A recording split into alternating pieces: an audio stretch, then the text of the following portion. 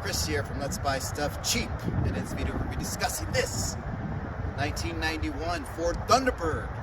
Recently bought from the Lease Auto Auction for $345. Hey, if you like what we're doing, please smash like, subscribe, and share. We're going to take a little ride and we're going to review this purchase. And would you buy a 1991 Ford Thunderbird for $345? The $45 is for a key fee.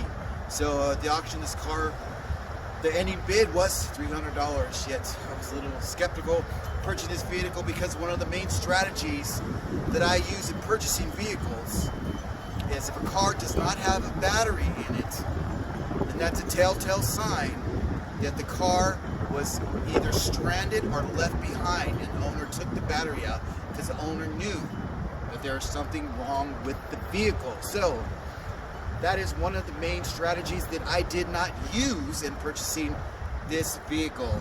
The reason I bought this vehicle, because on the clock, the odometer said 83,000 original miles. So that's one of the main reasons I purchased this vehicle. Yet it's a little bit older than most of the vehicles that I've been recently purchasing. Yet I'm always out there trying to find the most unique vehicles and getting the best deal for my money. Here at Let's Buy Stuff Cheap, that is one of the main principles we're doing, finding stuff cheap and pointing things out to you so you can learn how to buy stuff cheap. From collectibles, anything, from the store, going to the dealership, purchasing cars, purchasing furniture, anything that you can get a deal on that's cheap. So let's take a look at this 1991 Ford Thunderbird recently bought from a tow yard auction for $300 and a $45 key fee. 1991 Ford Thunderbird V6 3.8 liter 210 horsepower. Again, bought this from a tow yard auction for about $300, and I did look at the motor and it seemed okay. The oil was nice, it had radiator fluid, yet I did not notice that the car did not have a battery. And one of the main strategies that I go by is if the car has a battery, I do pass it up, because most of the time it's a telltale sign that the car was either left on the road or there has been some mechanical issue with the vehicle.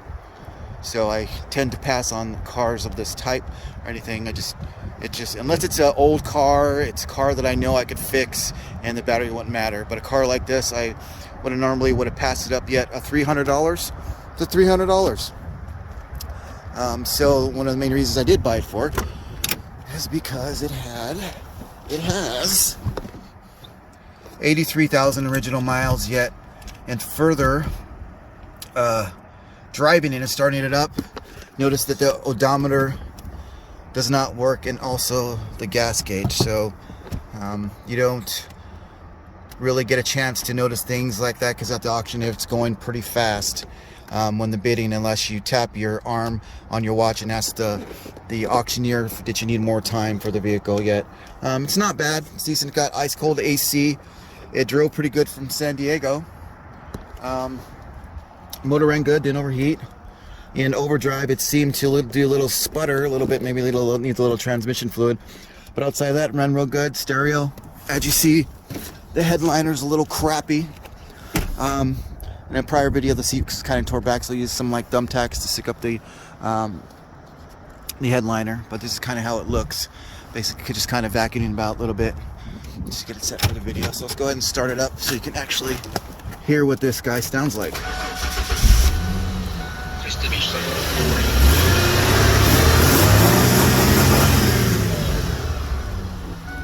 So not bad. It's got power seat belts that automatically open and close when you close the door.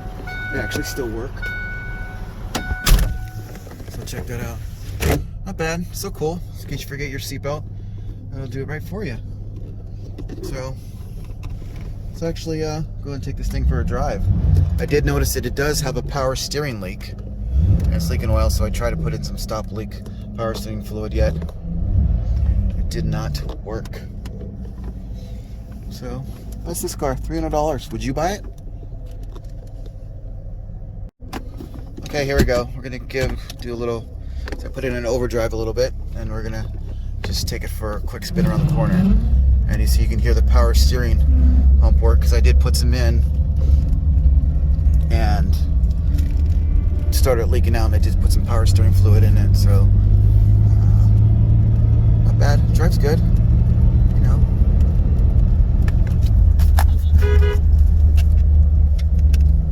So far so good. Runs really good. You can see the power steering fluid. The power steering does not have any power steering fluid in it, just because of the leak. But hey, did you buy a $300 Ford Thunderbird? So it runs good. Motor doesn't overheat. Seems pretty good. And maybe I'll donate it to somebody who actually needs a car.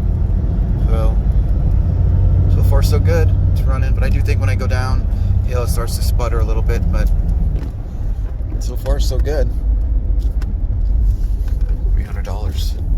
$300 car. Where in the world in the United States can you actually buy a $300 car that runs and drives? And drives literally about 100 miles back to your home. And you can still get in and drive it. So cool, so cool. So hey, you need to get out there. Pennies on a dollar. Find something cheap that is awesome. Alright, here we go. More of this test drive. So far so good, running real good. Transmission shifts okay. Yeah, you can drive it down into, put it down into drive, and it's even better. Just smooth driving. It's a good dependable car from somebody. Yeah, it's also want to point out that the registration is about expired from November 2020, so the tag's probably about $241 in California. And also, most of the time I do not buy cars that do not have any plates. It's just one of the strategies that I use, and possibly you could use too, just depending on what you care about. If you don't care if the car has any plates, because you usually got to go to the DMV anyways. And with the lien sale title, the DMV will require you to buy new plates. So you have to spend another $20 or so on that. And that's what it is. It's part of the lien sale title. Thank you very much for taking time to watch this video. Hey, look for more of my videos and the deals that I'm going to come up with and show you how to buy a car, buy stuff cheap, and let's buy stuff cheap together. Thank you very much for watching.